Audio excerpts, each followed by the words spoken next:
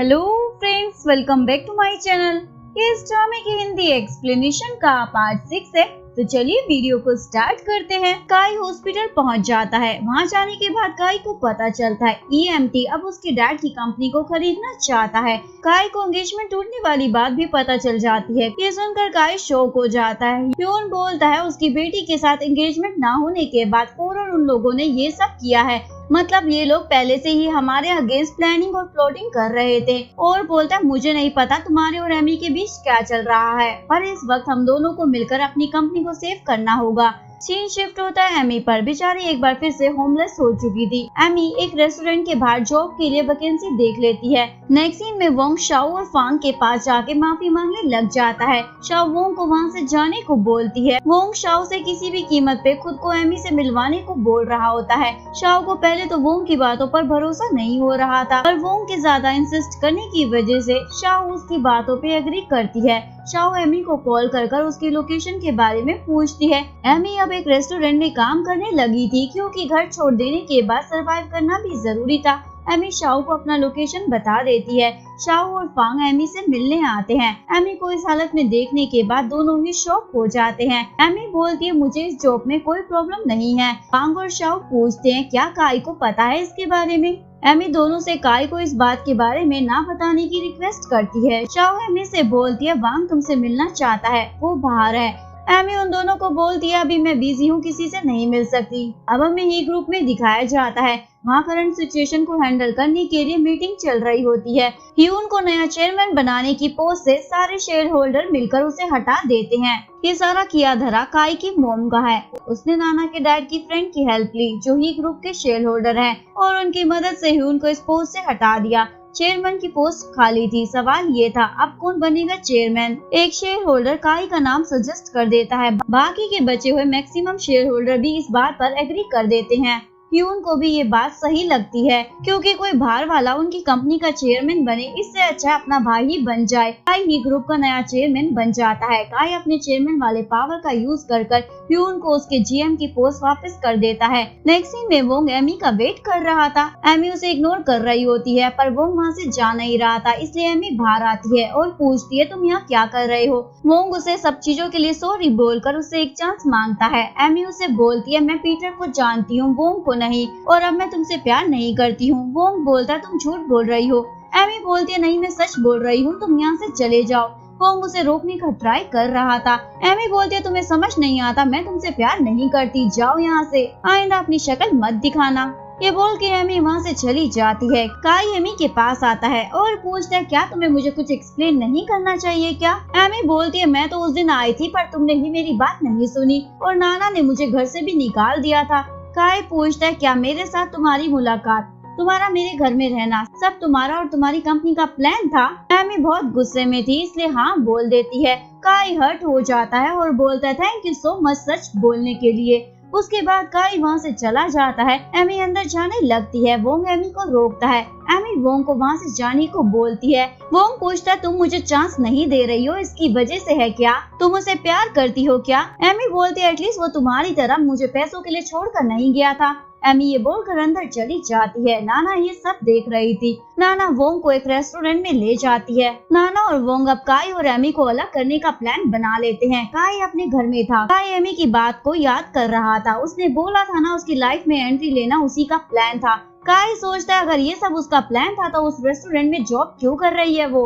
ये सोचने के बाद काई एमी से मिलने चला जाता है। काई एमी वाले रेस्टोरेंट में आ जाता है। एमी काई को देखने के बाद उसे इग्नोर करने का ट्राई कर रही थी। एमी का कलीग उसे बुलाता है, जिस वजह से उसे काई के सामने जाना पड़ता है। एमी काई से मेन्यू दिखाते हुए उसका ऑर्डर पूछती है। काई उसे पूछता है वो वेट्रेस वाला जॉब क्यों कर रही है, अब क्या इस रेस्टोरेंट को भी खरीदने आई है। एमी बोलती हाँ तुमसे मतलब मैं इसको भी खरीदने वाली हूँ। काई बोलता तुम्हारा ये सब प्लान था ना हमारी कंपनी को टारगेट करने का। एमी बोलती है हाँ। काई पूछता तुम हमारी कंपनी को खरीदना क्यों चाहती हो। एमी बोलती है इसमें रीजन कैसा, it's just a business strategy. पहले तो मैंने तुम्हारे भाई से एंगेजमेंट तोड़ दी और बाद में शेयर के प्राइस कम होने के बाद मेरे डैड ने कंपनी पर टारगेट किया। मैंने तुम्हें जवाब दे दिया है, अब तो तुम सेटिस्फाइड हो गए होंगे, इसलिए यहाँ से गायब हो जाओ। काई बोलता मुझे यकीन नहीं हो रहा है, मैंने तुम जैसी लड़की पर भरोसा किया। उसके बाद काई वहाँ से चला जाता है। एमी ने उसे बोल तो दिया था पर उसे खुद अपनी बातें खराब लगने लग जाती है क्योंकि अब वो भी उसे पसंद करने लगी थी। नाना एमी के रेस्टोरेंट के मैनेजर को एक एड्रेस देती है और बोलती है एमी को यहाँ फूड डिलीवरी करने भेज दो। मैनेजर एमी को उस एड्रेस पर भेज देता है। एमी उस एड्रेस पर पहुंच जाती है। वहाँ वोंग ने जो एमी के लिए डिजाइन किया था वो ड्रेस था। ये सब वोंग और नाना का प्लान था। वोंग एमी के पास आकर बोलता है ये ड्रेस आज भी सही ओनर का वेट कर रही है। एमी बोलती है मैं इसकी ओनर नहीं हूँ। वोंग एमी को इमोशनली लाइन बोलकर मनाने का ट्राई करता है पर एमी इरिटेट होते हुए बोलती है तुम्हें समझ नहीं आता मैंने क्या कहा, अब हमारे बीच कुछ भी नहीं हो सकता, इट्स ओवर। वैसे भी अब मैं किसी और से प्यार करती हूँ। वोंग बोलता है वो काई है ना। एमी बोलती हाँ एटलीस्ट वो मेरे साथ ऑनेस्ट है, तुम्हारी तरह नहीं है। एमी काई के बारे में बहुत सारी अच्छी अच्छी बातें करने लग जाती है। उसके बाद एमी वहाँ से चली जाती है। एमी ये सारे पंगे जो आज हुए थे उसके बारे में बताने के लिए शाओ को कॉल करती है। शाओ एमी को अपने घर बुलाती है। एमी शाओ के घर जाने के बाद अपनी प्रॉब्लम बताने लग जाती है। एमी शाओ से बोलती है वो वोंग को जाकर समझा दे कि अब से एमी को परेशान करना बंद करे। एमी बोलती है मैं उसे पसंद नहीं करती पर वो मेरा पीछा छोड़ नहीं रहा है। फांग किचन में जाता है। फांग को आइडिया आता है क्यों ना काई को भी यहाँ बुला लिया जाए ताकि इस बहाने एमी और काई का साथ में टाइम स्पेंड हो जाए। बेचारे को थोड़ी पता था एमी और काई के बीच में कितना कुछ चल रहा है। एमी बोलती है मैंने उस जैसे बंदे के चक्कर में अपना टाइम वेस्ट किया है, मुझे बहुत बुरा लग रहा है। फांग बोलता है अरे नहीं तुम्हें तो उसे थैंक यू बोलना चाहिए, उसके चक्कर में ही तो तुम हमसे मिली हो। एमी जाने की बात करती है। फांग उसे कुछ बहाना कर रोक लेता है। कुछ वक्त के बाद काई वहाँ आ जाता है। फांग काई के पास जाकर बोलता है वोंग और एमी का ब्रेकअप हो गया है, अब तुम्हें मौका मिल रहा है, इस मौके को मत छोड़ना। लेकिन काई उल्टा फांग पर गुस्सा कर वहाँ से चला जाता है। एमी भी वहाँ से निकल जाती है। काई बाहर गाड़ी में जाके एमी का वेट कर रहा था। एमी काई को इग्नोर करते हुए जाने लगती है। काई उसे रोकते हुए बोलता है अगर तुम्हें मुझसे बात करनी है तो सीधा आके बात करो, ऐसे फ्रेंड्स को बीच में मत लाओ। एमी बोलती है भूलो मत ये मेरे भी फ्रेंड्स है। काई पूछता है क्या तुमने हमारे बारे में बताया है क्या उन लोगों को। एमी बोलती है नहीं। उसके बाद एमी वहाँ से चली जाती है। नाना एमी को जाकर बोलती है काई मेरा फियांसी है इसलिए उसे अपना बनाने के बारे में सोचना भी मत। एमी बोलती है अगर वो तुम्हारा फियांसी है तो जाओ उसके पास, मेरे और उसके बीच में कुछ भी नहीं है। नाना बोलते है तुम उसके लिए बहुत अनलकी हो, तुम्हारी और तुम्हारी कंपनी की वजह से उसके डैड हॉस्पिटल में है। ये सुनने के बाद एमी शॉक हो जाती है क्योंकि उसे तो इसके बारे में पता ही नहीं था। वोंग शाओ के पास आकर बोलता है तुम अपनी दोस्त को बोल देना, जस्ट बिकॉज वो काई से प्यार करती है इसका मतलब ये नहीं मैं गिव अप करूंगा। ये सुनने के बाद शाओ और फांग बहुत खुश हो जाते हैं क्योंकि उन्हें ये सच तो पता चला। लीजा नाना को फॉलो करते हुए आती है क्योंकि लीजा को नाना और काई के बारे में पता चल चुका था। वो नाना को वॉशरूम तक फॉलो करती है। वहाँ जाने के बाद लीजा नाना को डंडे से बहुत मारती है। उसके बाद लीजा वहाँ से भाग जाती है। नाना को ये समझ में नहीं आता आखिरकार अभी उसे कौन मारकर गया। नाना ऐसी हालत में हॉस्पिटल जाती है।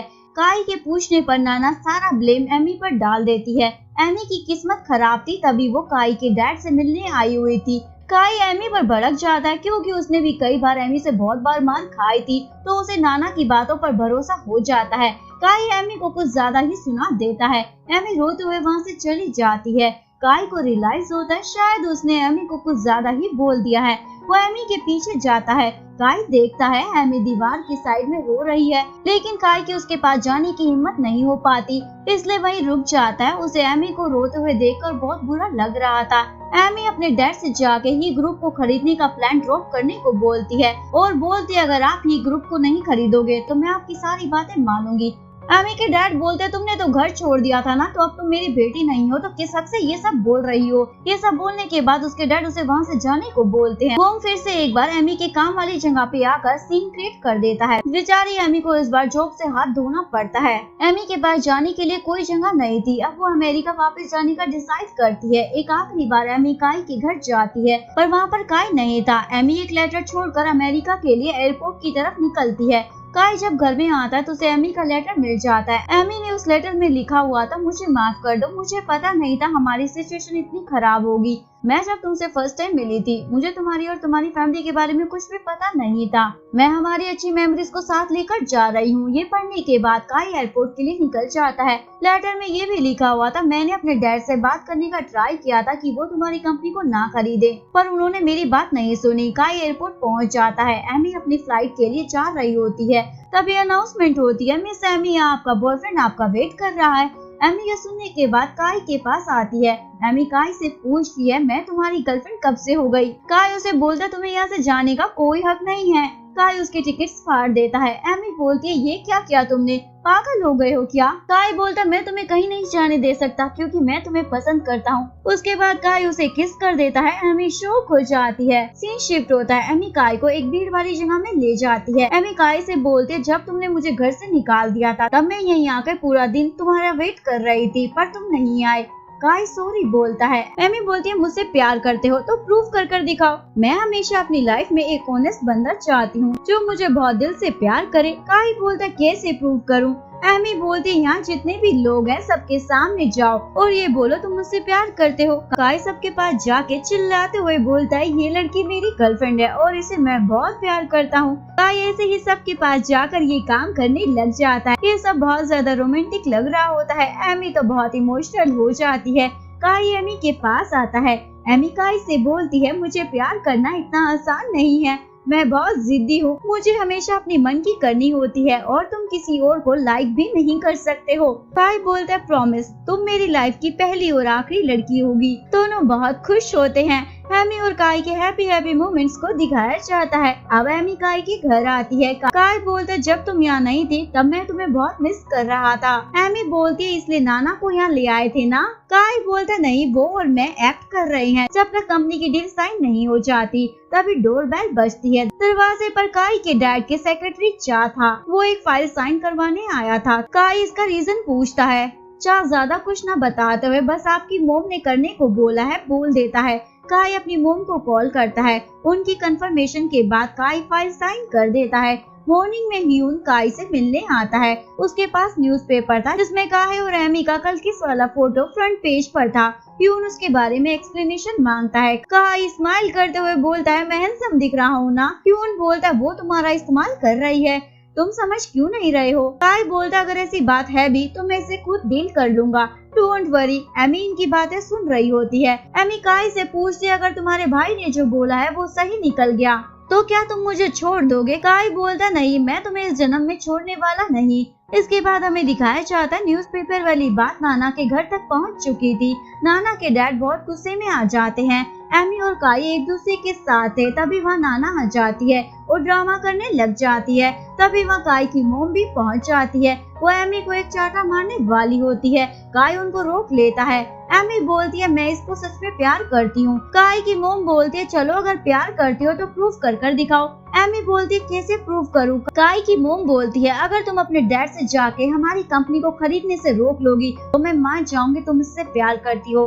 ह्यून को पता चलता है जिस इमरजेंसी फंड के पैसे से शेयर होल्डर को वापस लाने वाले थे वो कल ही काई ने फाइल साइन कर ट्रांसफर करवा दिए थे। इसका मतलब कल काई ने जो फाइल साइन की थी वो ये वाली थी। लेकिन ह्यून को लगता है ये सब काई ने ही किया है।